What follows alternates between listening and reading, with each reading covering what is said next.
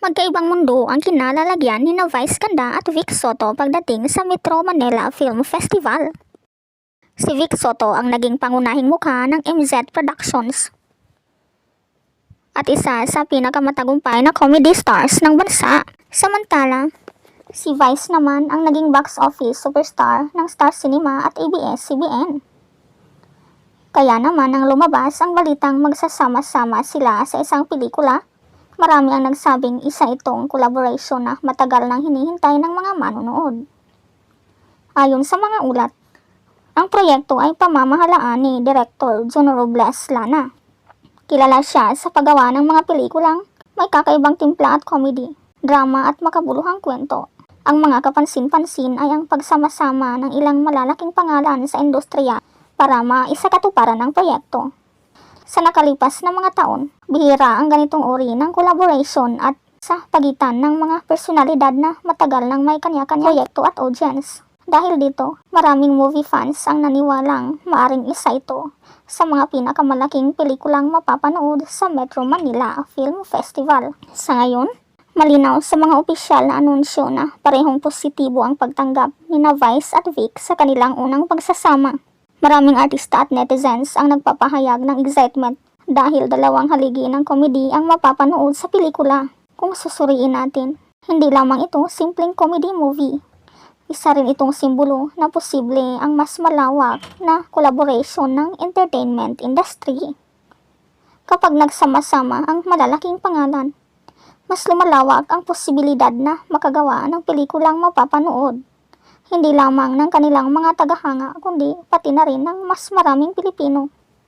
Sa panahon ngayon na matindi ang kompetisyon ng streaming platforms at international films, mahalagang makagawa ang lokal na industriya ng mga proyektong may malaking appeal sa publiko. Ang tunay na kahalagahan ng proyektong ito ay hindi lamang ang pagsasama ni Vice at Vic. Pinakita rin ito na kapag ang layunin ay makapaghatid ng dekalidad na entertainment, maaring magsanib puwersa ang mga artistang may magkaibang pinanggalingan. Para sa maraming tagahanga, ito ang isa sa mga pelikulang pinakakaabangan sa mga darating na buwan. Ikaw, anong masasabi mo dito? Habang ginagaya din nila ang fourth direct, no? Ako lang.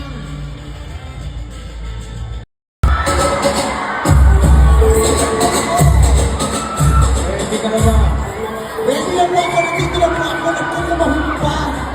Ano ba hinihintay natin? Halika, salubong na tayo.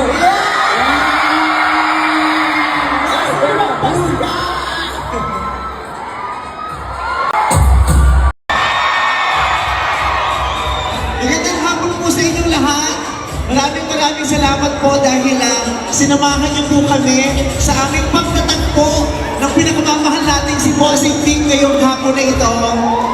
Teka, sandali.